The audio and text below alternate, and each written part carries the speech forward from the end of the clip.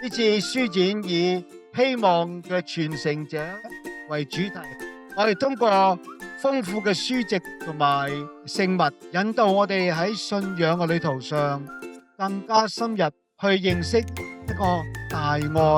救世嘅主耶穌，了解自己同埋關心我哋身邊嘅人。7月15號，周守仁書記親自去到香港書展，幫天主教展區主持祝福禮。既然呢個書展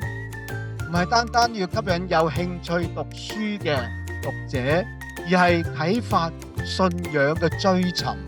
周書記喺祝福禮上鼓勵大家要時刻保持住對天主嘅追求，仲要用行動去傳播希望。我哋一齊努力啊！一齊共子同行，去幫助我哋香港更多香港人揾到呢份希望，特別年青人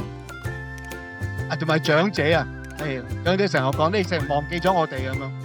啊，長者都好需要有希望，因為佢要面對人生之後嘅地方，係咪啊？